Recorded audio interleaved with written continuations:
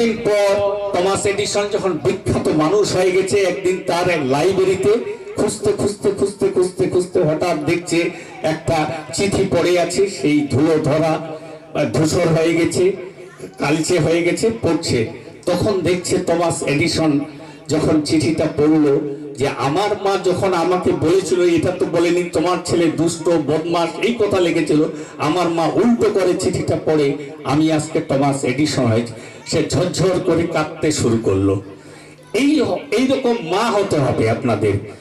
একটা মা পারে তার সন্তানকে সত্যবাদী করা শেখাতে, একটা মা পারে তার সন্তানকে একদম ভালো জায়গায়, একটা মা পারে তার সন্তানকে স্বপ্ন দেখাতে, একটা মা বাবা পারে তার স্বপ্নকে ছেলেকে কোথায় পৌঁছে স্বর্গে যদি পৌঁছাতে পারে সেই মা বাবাই পারবে। আপনারা সেই মা বাবা হন, টমাস এডিসনের মা বাবার মতো হন, তাহলে দেখবেন আপনার সন্তান একদিন ভালো হবে। আপনারা স্বামী স্ত্রী ঝগড়া করছেন, হাই হাই হাই করে ঝগড়া করছেন, ছেলেটা শিখে যাচ্ছে, আহত হচ্ছে। আজ থেকে প্রতিজ্ঞা করুন যে আমরা স্বামী স্ত্রী মিলে ঝগড়া করবো না, বরঞ্চ আন্ডারস্ট্যান্ডিং করে সংসার চালাবো। তাহলে আপনার ছেলে মেয়েটা প্রভাবিত হবে না। আমি দেখেছি অনেক মা বাবা ঝগড়া করে আর সন্তানটা নিরীহ নিষ্ঠুর মতো চুপচাপ ভিতরে ভিতরে রক্তক্ষরণ হয়। আপনারা সেই রক্তক্ষরণটা দেখতে পারেন না। আপনি আপনার স্বামীকে যাতা বলে দিচ্ছেন আর স্বামীটা স্ত্রীকে যাতা বলে যাচ্ছে। এই কথাগুলো বন্ধ করুন, বন্ধ করুন, তবেই ভালো সন্তান তৈরি হবে। এই কথাটিকে বলে কথা শেষ করলাম। ভালো থাকবেন। আসসালামু আলাইকুম। ধন্যবাদ শ্রদ্ধেয় খাদিমুল ইসলাম সাহেবকে অনেক বাস্তবোচিত এবং অনেক দামি দামি কথা বলার জন্য। যাই হোক, আমরা একেবারে অনুষ্ঠানের শেষ প্রান্তে চলে এসেছি। আমরা অনেকেই বক্তব্য দিচ্ছি, অলরেডি আমাদের বক্তা রেডি হয়ে গেছে। আমাদের এই সাজ্জাদ ভাইয়ের শিক্ষা প্রতিষ্ঠান আরেকটা আছে যেখানে হিপস করানো হয়। সেই হিপস খেলারই একটা ক্লাস 7ম শ্রেণীর ছাত্র, সত্রপাড়ার বর্তমান সে হাফিজ রাসেল সরকার, সে আমাদের কাছে বক্তব্য দেবে। আমরা ওনারও বক্তব্য একটু শুনে নিই। আজকের এই সমাবেশে উনি রেডি হয়েছেন। السلام عليكم ورحمة الله وبركاته. الحمد لله وحده والصلاة والسلام على من لا نبي بعده. أما بعد فأعوذ بالله من الشيطان الرجيم. بسم الله الرحمن الرحيم. قل هل يستوي الذين يعلمون والذين لا يعلمون. صدق الله العظيم. শিক্ষা করে বিশ্ববাসী, শিক্ষা ছাড়া নাইকা গতি, শিক্ষা পারে আনতে তোমার উভয় কালের উন্নতি। আলোকবিহীন চারাক যেমন নাইকা তার কোনো জ্যোতি, শিক্ষাবিহীন মানবে তেমন নাইকা তার কোনো গতি। মঞ্চে অপবিষ্ট মাননীয় শিক্ষক মহাশয়, অসমাগত প্রিয় শ্রোতা মণ্ডলী, সকলকে প্রেম প্রীতি ভালোবাসা জানিয়ে ইলমের ফজিলত সম্বন্ধে কিছু বলবো ভাবছি। সুতরাং ইলমের আবেদনিক অর্থ হলো জ্ঞান, বিদ্যা, শিক্ষা ইত্যাদি, যা দুই প্রকার, আধুনিক ও অধ্যান্তিক, অর্থাৎ ইহলৌকিক ও পরলৌকিক। তবে একথা চিরস্মরণীয় যে আধুনিক ও অধ্যান্তিক উভয় জগতের চিরসঙ্গী।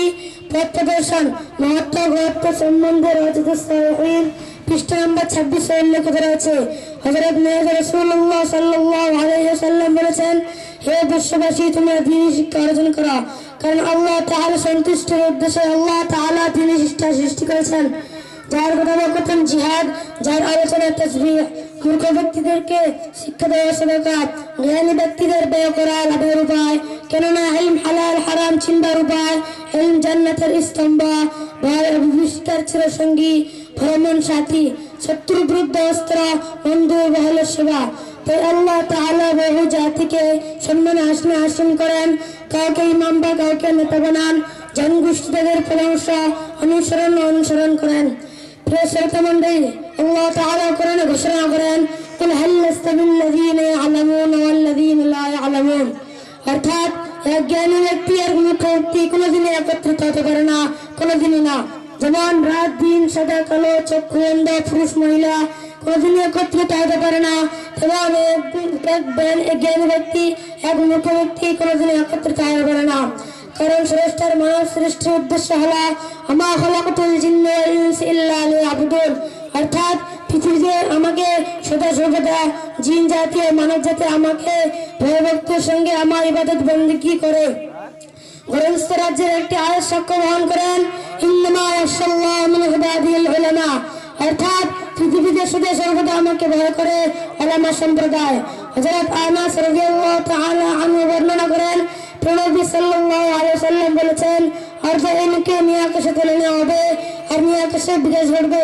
তাই নিয়ে আকাশে বিকাশ ঘটানোর জন্য নবী সাল্লাল্লাহু আলাইহি ওয়াসাল্লাম বলেছেন, قال رسول الله صلى الله عليه وسلم فتعلم بابا من العلم عمل به أو لم يعمل خيرا تصلى الفرقة, অর্থাৎ একটি ইলমকে একটি অধ্যায় অর্জন করা হলে আমল করুক কিংবা না করুক 1000 নফল নামাজের অধিক সমতুল্য। তাই আসুন আমরা দ্বীন শিক্ষা অর্জন করি। আল্লাহ আমাদেরকে দ্বীনি শিক্ষা অর্জন করার তৌফিক দান দিক। আমিন। ওয়া আখিরু দাওয়ানা আলহামদুলিল্লাহি রাব্বিল আলামিন। আসসালামু আলাইকুম ওয়া রাহমাতুল্লাহি ওয়া বারাকাতুহু।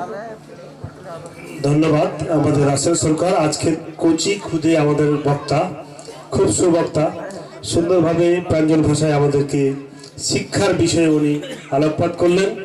জ্ঞানে আলো, অজ্ঞানতা অন্ধকার, যার বক্তব্যের শিরোনাম। যাই হোক, আমরা চলে এসেছি একদম অনুষ্ঠানের শেষ প্রান্তে। আমরা একটু পরিচিত হব। যদি আমাদের শিক্ষক মণ্ডলীগুলো থাকেন তাহলে একটু সবার সঙ্গে জ্ঞাত হবেন। আপনারাই হচ্ছে আমাদের এই চলার জন্য গুরুত্বপূর্ণ একটা শুধু পরিচয় করার জন্য বলছি। আমাদের হস্টেল সুপার যুগ্মভাবে 2 জন থাকবে, ফিরোজ শাহিন এবং শাহজাহান আলী মোল্লা। থাকলে হাত দেখাবেন। হেডমাস্টার হিসেবে থাকবে সাগর দেওয়ান এবং আমাদের মৌ পারভিন ও একাডেমিক টিআইসি হিসেবে থাকবে। অ্যাসিস্ট্যান্ট টিচার হিসেবে সাবানা খাতুন, অ্যাসিস্ট্যান্ট টিচার হিসেবে থাকবে আমাদের সোহেল আলম, অ্যাসিস্ট্যান্ট টিচার হিসেবে থাকবে ইমরান আলী এবং আমাদের সার্বক্ষণিক তত্ত্বাবধান হানিফ আলী এবং তার দল আমাদের অশিক্ষক হিসাবে এই দায়িত্ব পালন করবে। সঙ্গে আপনারা যারা প্রত্যেকে আজকে উপস্থিত হলেন এবং আজকের এই গুরুত্বপূর্ণ আলোচনা আমাদের আজকে থেকে এই প্রতিষ্ঠানের চলার একটা মূল পুঁজি। খাদেমুল সাহেব এবং শাহজাহান সাহেব, আমাদের সাজ্জাদ ভাই বলার চেষ্টা করছিল যে অনেক কথা বলছি আর আমার নতুন করে বলার দরকার নেই। আপনারা জানেন ভালোভাবে যে শিক্ষার সঙ্গে হালকা পাতলা আমি জড়িত আছি। অনেক প্রতিষ্ঠানের কর্ণধার আমাকে চেনে জানে, কখনো কখনো ডাকে। আমি আনাউল ইসলাম আমাদের দক্ষিণ দিনাজপুর জেলায় একটা ওবিসি আন্দোলন করছিলাম, যিনারা প্রথম সারিতে আমাদেরকে উৎসাহিত করছিলেন। তার মধ্যে অনেকেই হয়তো মারা গেছে, অনেকেই হয়তো আর বয়সের ভারতে চলতে ফিরতে পারে না। আজও যিনি আমাদের সাথ ছাড়েননি, আমাদের সামাদ বাবু নিয়ে আমাদের পাশে আছেন। আপনাদের এই কুমারগঞ্জ এলাকায় আমি একসময় ওবিসি আন্দোলন করতে এসেছিলাম, আজও সেই আন্দোলনের সঙ্গে যুক্ত। আপনারা জানেন এই মিশনে যে সমস্ত ছেলে মেয়েরা আমাদের পড়াশোনা করছে, যারা ডাক্তার, ইঞ্জিনিয়ার বা ক্যারিয়ার লাইফ এডুকেশন বা বিভিন্ন রকম চাকরির সংস্থান নিচ্ছে, আমরা যারা সংখ্যালঘু তারা প্রত্যেকেই আদার ব্যাকওয়ার্ড ক্লাস রিজার্ভেশনের মাধ্যমেই পাচ্ছে। খুব কম সংখ্যক ওই যে ওবিসি কোটায় হ্যান্ডিক্যাপ যে ছেলেটা পেয়েছে, হ্যান্ডিক্যাপ অথচ ওবিসি। আমরা যারা নস্যশেখ, এই নস্যশেখ কমিউনিটিকে ওবিসি করবার জন্য 1995 সাল থেকে আমাদের একটা আন্দোলন গোটা উত্তরবঙ্গব্যাপী চলে, আজও চলছে। এই নস্যশেখের বর্তমান একটা ডেভেলপমেন্ট বড় হয়েছে, সেখানে কিছু অর্থকরীয় সরকারিভাবে বর্তমান যে রাজ্য সরকার মাননীয় মমতা ব্যানার্জি সরকার, সেই সরকার অলরেডি টাকা পয়সাও বরাদ্দ করছে এবং বিভিন্ন জায়গায় বিভিন্ন স্কিম দেওয়া হচ্ছে। তো আপনারা আমাদের এই কুমারগঞ্জ ব্লক এলাকায় আমি আবার নতুন করে আপনাদেরকে এটা আহ্বান করব, আমাদের যে নস্যশেখের মুভমেন্টটা যে চলছে এখন, যেটা চরম ক্রাইসিসের মধ্যে আমরা ফিল করছি, যে যারা আমরা নস্যশেখ তারা প্রত্যেকেই ভূমিপুত্র সনাতন সোহেল। আপনারা নিশ্চয়ই খবরের কাগজে দেখছেন বা গত পরশু দিনে হয়তো 24 ঘন্টা তো দেখেছেন, অনেক জায়গায় অনেক মিডিয়াতেও দেখিয়েছে। আমাদের অলরেডি প্রত্যেকটা জেলায় ডিএম মহাশয়কে একসময় আমরা ওবিসি করবার জন্য ডেপুটেশন দিয়েছিলাম। 19 একটা আবার আন্দোলন করছিলাম যে আমাদেরকে ভূমিপুত্র দেওয়া হোক, আমাদের ডেভেলপমেন্ট বোর্ড দেওয়া হোক, বা কাগজপত্রগুলো যেগুলো এনআরসি করতে গিয়ে আমাদের লাগবে, সেই এনআরসির কাগজের প্রয়োজনীয় পুঁজি যাতে আমরা অবলীলা করে দেখাতে পারি, কলকাতা আর্কাইভ ভবনে গিয়ে নয়, আমাদের কাছে যেন পাই। তাই আমাদের অ্যান্ড্রয়েড সেটে অনেকেই নেটে আমাদের 1951 সালে বা তারপরে ভোটার তালিকা, অনেক হয়তো জমি জায়গার দলিল, দস্তাবেজ, অফিসের কাগজ আমরা পাচ্ছি।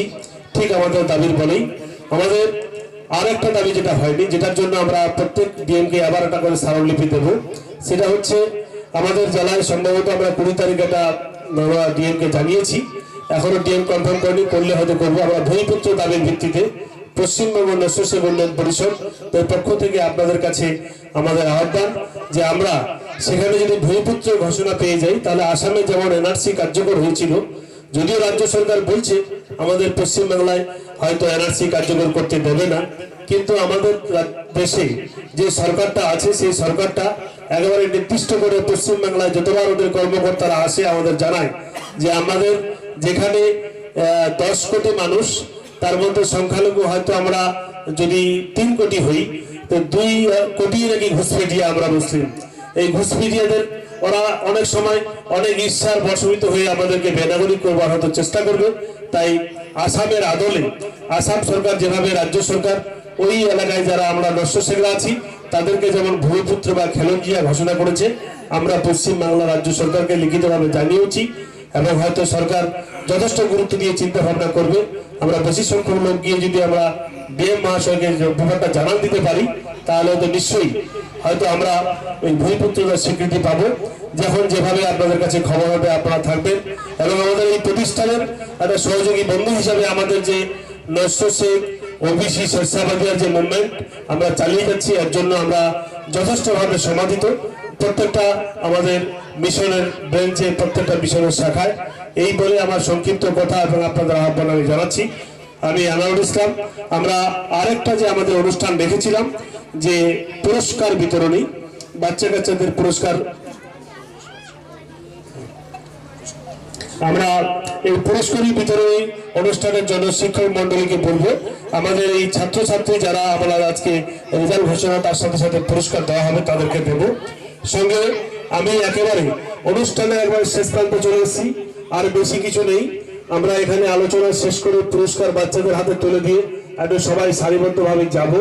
যে আমাদের যে হস্টেল বিল্ডিং, সেই বিল্ডিং এর একটা যে আনুষ্ঠানিক উন্মোচন করা, ফিতা কাটা ইত্যাদি যে সমস্ত আচার আছে, সেই আচারটা করব। আপনারা সবাই ওই মুহূর্তে থাকবেন।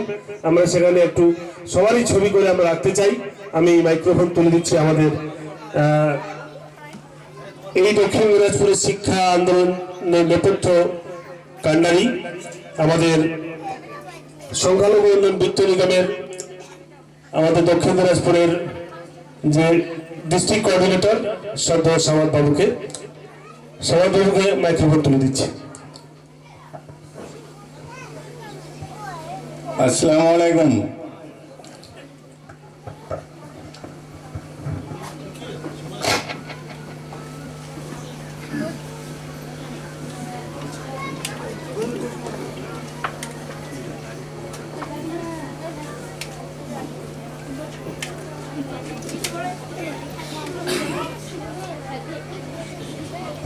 Hello, test. আসসালামু আলাইকুম। আমি আর আলাদা আলাদা করে কারণ নাম নিয়ে বলছি না, বিশিষ্ট ব্যক্তিবর্গ যারা এখানে এসছেন সবাইকে আমার আন্তরিক শুভেচ্ছা অভিনন্দন জানাচ্ছি। এবং বিশেষ করে যারা বিভিন্ন এলাকা থেকে সেই সব সচেতন গার্জিয়ানরা উপস্থিত হয়েছেন তাদেরকে আমি আমার আন্তরিক অভিনন্দন জানাচ্ছি। কেন জানাচ্ছি এটা একটু পরে বলবো। আর আজকে এখানে এসে আরও যে জিনিসটা ভালো লাগছে যে আমার পুরনো দিনের যে স্মৃতি সেটা আমার সামনে ফুটে উঠেছে। দক্ষিণ দিনাজপুর জেলার এই শিক্ষা আন্দোলনের যে লোকগুলো যারা এগিয়ে এসছে তারা সবাই আজকে এখানে আমার মনে হচ্ছে উপস্থিত আছে।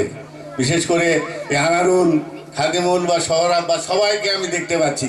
তাতে আমার মনে হচ্ছে যে এই দক্ষিণ দিনাজপুর জেলার যে পড়াশোনার মান যেটা আমরা শুরু করেছিলাম, বা পড়াশোনা যে পিছিয়ে পড়া জেলা, পড়াশোনা করতে পারিনি বা পারতো না, সেই জিনিসটা হয়তো অনেকটা মানে এগিয়ে এসেছে আমি বুঝতে পারছি।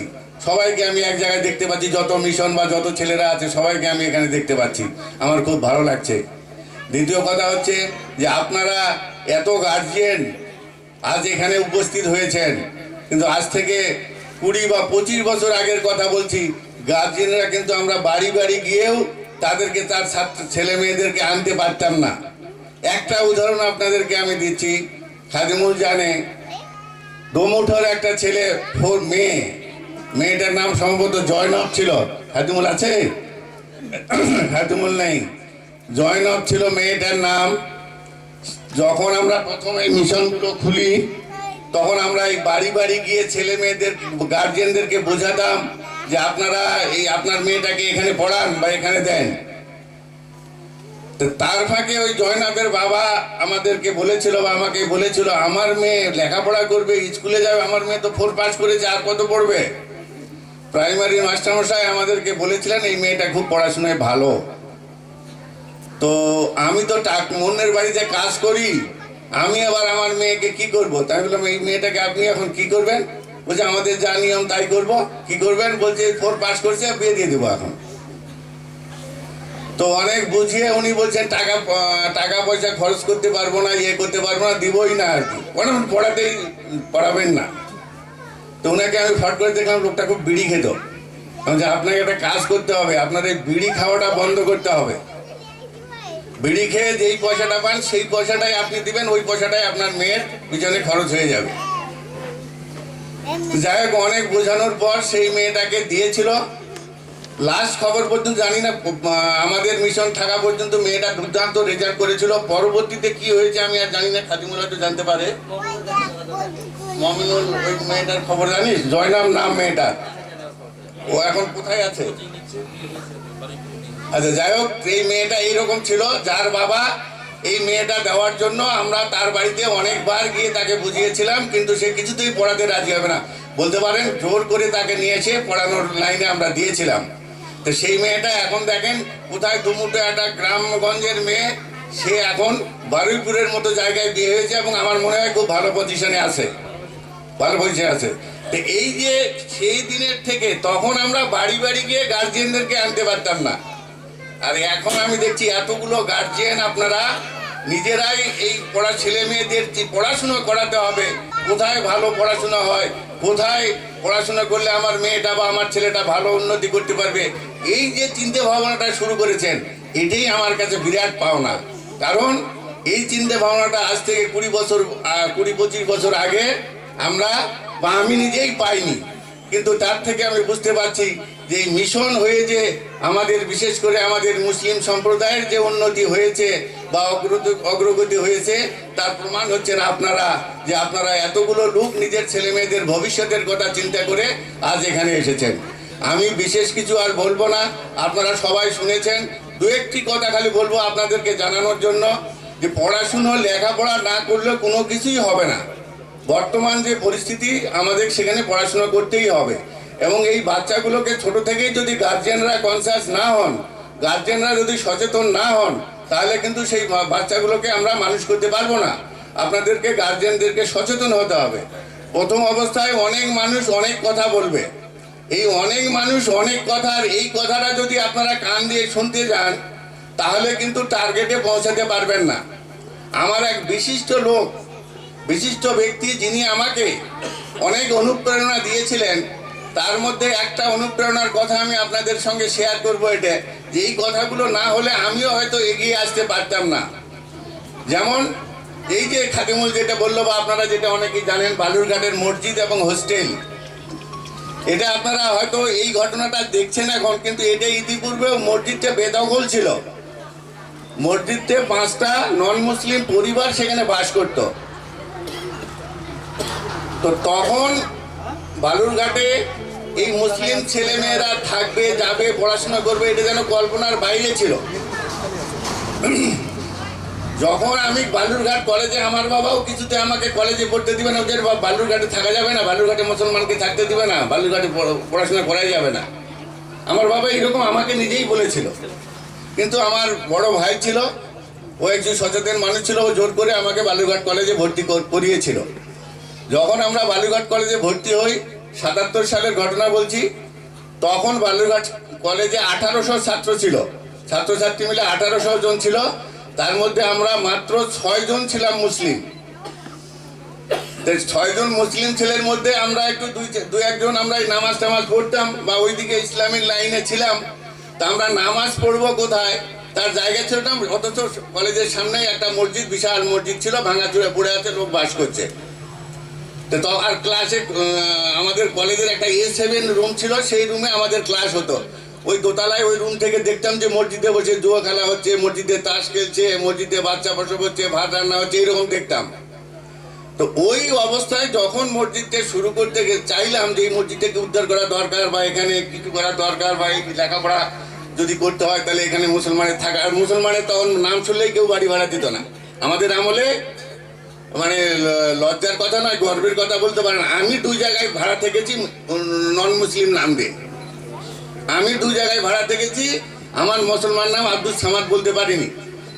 এবং সেটা এমন পর্যায়ে গেল যে যেই বাড়িতে বসে ভাড়ার জন্য গেছি, সেখানে আমাকে জিজ্ঞাসা করা হচ্ছে, বাবা কিছুক্ষণ আগে ডাঙ্গারহাট থেকে 2টো মুসলমান ছেলে আসছিল, বাবা মুসলমান ছেলে, ওদেরকে আমি ভাড়া দেইনি, মুসলমান ছেলে আসছিল। আর আমরা দুটো মুসলমান তখন ওর বাড়িতে বসে খেতে দিয়েছে। আবার এই পৌষ পার্বণ ছিল, পৌষ পার্বণে খেতে টেতে দিয়েছে। আমার সঙ্গে ছিল আমার ভাসতে হবে, আপনারা জানবেন, রাজ্জাকের দিওর রাজ্জাক। তো যখন আমাকে ওই কথা বললো, রাজ্জাক একবার আমার দিকে তাকায় আর আমি একবার ওর দিকে তাকাই, যে কি করবি এইবার, এই মুসলমানের কথা বলতে চাই, আমরা 2টো মুসলমান আর বাড়িতে বসে থালায় খাচ্ছি, তাহলে এইবার যদি আমরা বলি যে আমরা মুসলমান, তাহলে আমাদেরকে ওই এখান থেকে আর বাড়ি যেতে দিবে না। তো ওই অবস্থায়, তখন ওই মুহূর্তে অবস্থায় কি করব না করে, হঠাৎ করে যখন তার এই কথাগুলো শেষ না হতেই নাম জিজ্ঞাসা করছে, বাবা আপনার নাম কি? আমি তো মানে কি করবো বুঝে না ভাই, হঠাৎ কোথায় আল্লাহ ওটা বুদ্ধি দিয়ে দিল। আমার সঙ্গে আমার এক বন্ধু ছিল, আমার নামের কিছুটা হিন্দু হলেও কিছুটা মিল আছে, সনৎ কুমার সরকার, ওর নাম ছিল সনৎ কুমার সরকার। আমি তখন দিশে না পেয়ে আমি হঠাৎ করে আমার মুখে যেন চলে আসলো আমার নাম সনৎ কুমার সরকার। তখন পাল্টা প্রশ্ন করছে, বাবা কায়েস্ত না মাহেশ্ব? আরো বিপদ, দেরি করা যাবে না, ও কায়েস্ত, আমরা কায়েস্ত। তখনও বলছে, হ্যাঁ বাবা হ্যাঁ ঠিক আছে, আমরাও কায়েস্ত। আমার দেখে আমার সঙ্গে যে ছিল সেও আমাকে বলছে আমার নাম বাপি চ্যাটার্জি। আমার বন্ধু যে ছিল সে বলছে আমার নাম বাপি চ্যাটার্জি। তো এইরকম পরিস্থিতিতে আমরা বালুরঘাটে থেকেছি। থাকার পর যখন আমি এই মসজিদে ছেলে মেয়েদের থাকার জন্য বা ছেলেদের পড়াশোনা করার জন্য মসজিদে উদ্ধার করব এবং হোস্টেল শুরু করব, এই আমার প্ল্যান। এটা আমাকে প্ল্যানটা কে দিয়েছিল, আপনারা তারা তবলিগ জামাত করেন সবাই চিনবেন, রহিম সাহেব বলে পরিচিত, জজ সাহেব বলে পরিচিত, উনি আমাদেরকে ইয়ে করেছিলেন। তখন ওই রহিম সাহেব বালুরঘাটে ছিলেন এবং ওনার যে ছেলেরা 6টা ছেলে সবাই নামাজ পড়তো। উনি তখন প্রথমে আমাকে বললেন যে চলো আমরা মসজিদে জামাত করি। আমি কলেজ হোস্টেলে থাকতাম, ওই কলেজ হোস্টেলে জামাতটা যখন উনি বললেন যে তুমি হোস্টেল থেকে আসবে, আমরা আমার এই ছেলে মেয়ে আমার সব ছেলেগুলো যাবে, আমরা জামাত শুরু করব। এই আমরা জামাত শুরু করতে গিয়ে অনেক বাধার সম্মুখীন হয়েছিলাম। তখন রহিম সাহেব আমাকে বুদ্ধি দিয়েছিল, তোমাকে এই কাজগুলো করতে হবে, অর্থাৎ একটা হোস্টেল তৈরি করতে হবে এই ব্যাপারগুলো। আমি যখন শুরু করলাম তখন শুরুই হয়নি, তখন লোক বলা শুরু করলো এই টাকা মারি খাবে। এই বালুরঘাটে কিছু মুসলমান নাই, কিন্তু বালুরঘাটে ওই হোস্টেল এবং মসজিদ করতে আমাকে হিন্দুরে না যত কষ্ট দিয়েছে তার থেকে বেশি কষ্ট দিয়েছে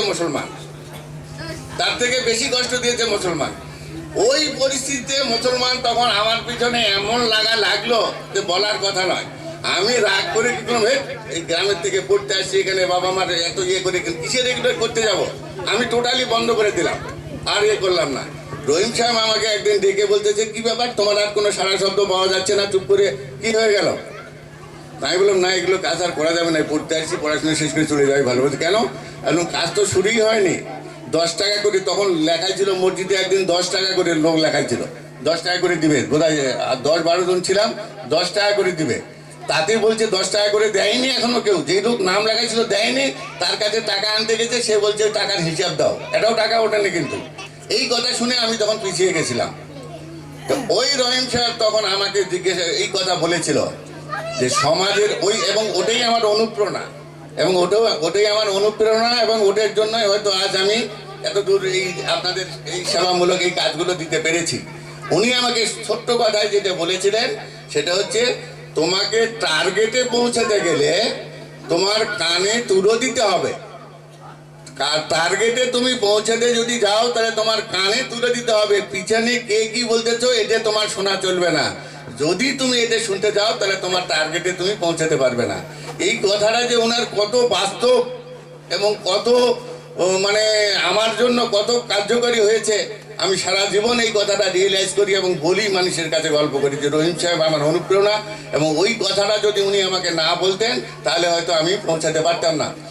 এবার উনি আমাকে বলেছেন তোমার টার্গেটে পৌঁছানো, তোমার এই কাজ, এই হোস্টেল করতে হবে, এই মসজিদ উদ্ধার করতে হবে, এটা তোমার টার্গেট। অতএব কে কি বললো না বললো ওটা তোমার শোনার দরকার নাই। এবং ওই কথা অনুযায়ী আমি ওইভাবে চলেছিলাম। মানুষ আমাকে অনেক কথা বলেছিল, কারো কথায় গুরুত্ব দেয়নি। এবং বিশেষ করে যারা আমাদের আলেম সমাজের গোষ্ঠী ছিল ওই আমলে, যখন মৌলানা সাহেব যারা ছিলেন তারা আমাকে প্রশ্ন করলেন, যখন আমি কাজটা হোস্টেল শুরু করব, দুটো ঘর শুরু করব, তো গিয়ে দাঁড়াচ্ছে আমার কুদার মিস্ত্রিদেরকে আটকাই দিচ্ছে, বলছে এখানে কাজ করা যাবে না। কেন? বলছে এখানে কলেজের ছেলেরা এখানে থাকলে মসজিদে হেফাজত রাখতে পারবে না। যেই সময় মসজিদকে বেদখল, মুসলমান নামাজ পড়ার কোনো নামগন্ধ নাই, 5টা ফ্যামিলি ওখানে বাস করে, তখন মৌলানারা আমার কাছে প্রস্তাব পাঠাচ্ছে যে কলেজের ছেলেরা মসজিদ হেফাজত করতে পারবে না। তো আমি এই কথার পরিপ্রেক্ষিতে ওনাদেরকে উত্তর দিয়েছিলাম, ঠিক আছে আমি ছেড়ে দিব, আমি এগুলো করবো না। তো মসজিদ, কলেজের ছেলেরা মসজিদ উদ্ধার করতে হেফাজত রাখতে পারবে না, তাহলে আপনাদেরকে বলতে হবে আপনারা কি মসজিদটা কি এখন হেফাজত আছে? যদি হেফাজত থাকে আপনারা কেন একদিনও এখানে নামাজ পড়তে আসেন না? ওই মোবারকের হোটেলে ঢুকে চুপ করে নামাজ পড়ে পালান কেন? এই কথাটার উত্তর যদি আপনারা দিতে পারেন তবে আমি কাজ ছেড়ে দিব, আপনাদের দায়িত্ব নিয়ে আপনারা যা করবেন করবেন। আজ পর্যন্ত আর তারা ওই মৌলানারা আমাকে ওই উত্তর দিতেও পারেনি আর কাছে আসেও নি। এবং এই কথাগুলোর জন্যই আমি আজ ওই যে যখন মিস্ত্রি আসছিল, ওই যে আটকা ছিল একজন লোক, বগলে মতোয়ালি ছিল, তখন কোদাল মিস্ত্রি কাজ করতে দেবে না, আমি তখন রাগ করে কোদালটা কেটে নিয়ে উনাকে আমি বলেছিলাম আপনি আসেন, আমাকে যদি আপনার কাজে ভিড়তে দিতে হয় তাও আমি দিব। তারপরে ওই পালাই ছিল, ওই বালুরঘাটে বাস স্ট্যান্ডে থাকতো আব্দুল হাকিম নাম ছিল, ওই যে পালাই ছিল ও আর আসেনি কোনোদিন। আর তারপর আমি এই মৌলানাদেরকে এই উত্তর দেওয়ার পর মৌলানারাও কোনোদিন আমাকে আর দ্বিতীয়বার জিজ্ঞাসা করতে আসেনি যে ওই যে আমার প্রশ্নটা ছিল যে আমি ছেড়ে দিব, আপনারা বলেন যে কলেজের ছেলেরা মসজিদ হেফাজত রাখতে পারবেন না, আমি আলহামদুলিল্লাহ মেনে নিলাম, কিন্তু এখন মসজিদটা হেফাজত আছে এবং আপনারা এখানে আছে ভাটুঘাটে তো আসছেন দেখতে পাচ্ছি, এসে মোবারকের হোটেলে নামাজ পড়ে চুপ করে পালাচ্ছেন, কেন এখানে হেফাজত আছে তো নামাজ পড়তে আসেন না? তো এই উত্তরগুলো পাইনি বলেই আমি এই কাজটা শুরু করেছিলাম। এবং এখন ওই যে ওদের কথা যদি শুনতাম, ওই যে টার্গেটে পৌঁছাতে গেলে কানে তুলে দিতে হবে, ওনার ওই বিখ্যাত উক্তিটা আমি এখন আমার লাইফে রিয়েলাইজ করি যে সত্যি এই কথাটা পিছনে লোক কে কি লোক বলুক, যদি আপনি সত্যিকারে টার্গেটে পৌঁছাতে চান তাহলে আপনার ওই টার্গেট, আপনার নিয়ত থাকতে হবে আল্লাহর ভয়। আমার অন্তরে আল্লাহর ভয় আছে, যার আল্লাহর ভয় থাকবে সে কোনোদিন অন্যায় করবে না। আল্লাহ সব দেখতে পায়, চুরি করলেও দেখতে পাবে, ভালো করলেও দেখতে পাবে। আর নিয়ত যদি আপনার থাকে আমি নিজেই এই কাজটা করব, এই সমাজের কাজ করব, এই উন্নতিতে করব, এই মুসলমান এখানে আসবে, লেখাপড়া করবে, তাহলে আপনি ঠিক টার্গেটে পৌঁছাতে পারবেন ইনশাআল্লাহ। ওই কথাটার পরিপ্রেক্ষিতে আমরা টার্গেটে ইনশাআল্লাহ, আমার মনে করি যে আমি টার্গেটে পৌঁছে গেছি। যদি আজ না হতো তাহলে বালুরঘাটে আর অত বড় হোস্টেল পেতেন না, এতগুলো মসজিদও পেতেন না, এতগুলো লোক নামাজ পড়তে যাওয়ার সাহসও হতো না। এখন যা পরিস্থিতি, এখন দিব্যি যত খুশি লোক যার নামাজ পড়েন, জামাত করেন, কিচ্ছু হবে না, কেউ কিছু বলবে না। আর তখন কি বলতো, টুপিওয়ালা দেখলে টুপি কেন কি পাটের বোঝা নিয়ে যাচ্ছে আমার সামনে, কুতুবপুরের হাজী সাহেবকে আমার সামনে যখন আমি হোস্টেলে থাকি এরকম পাটের দাড়ি নিয়ে ঘুরে বেড়াচ্ছেন, এরকম করে অপমান করছিল। ওনাকে রাস্তায় যখন ধরেছিল আমি কলেজ হোস্টেলে ওনাকে ভিতরে ঢুকে কোনো রকম করে বাঁচাইছিলাম যখন আমি 11 ক্লাসে পড়ি। তাহলে এইরকম একটা পরিবেশ, এইরকম একটা পরিস্থিতি ছিল, সেখান থেকে এখানে আসছে। তাহলে আমি যদি ওই কথাগুলো শুনে যদি পিছিয়ে যেতাম তাহলে আজ কিন্তু আপনাদের কাছে এই জিনিসটা দিতে পারতাম না। ওই জন্যই আমার বক্তব্য হচ্ছে যে টার্গেটে পৌঁছতে গেলে পিছনে কে কি বললো এতে কান দেওয়ার কোনো দরকার নাই। আপনার নিয়ত যদি ঠিক থাকে, আপনার আল্লাহ সব কিছু দেখতেছে, এটা যদি নিয়ত থাকে, ইনশাআল্লাহ আপনি টার্গেটে পৌঁছতে পারবেন। যে উদ্দেশ্যে কাজ করবেন সেই উদ্দেশ্য সফল হয়ে যাবে। কিন্তু যদি মানুষের কথা শুনে ওই সময় যদি পিছিয়ে যান তাহলে কিন্তু আপনার টার্গেটও পৌঁছতে পারবেন না, বা আপনার সমাজের কাজটাও আপনি করতে পারবেন না। এই জন্যই আমি বলছি যে এই যে প্রতিষ্ঠানগুলো হচ্ছে এগুলো আমাদের সমাজের, আমি মনে করি যে আমাদের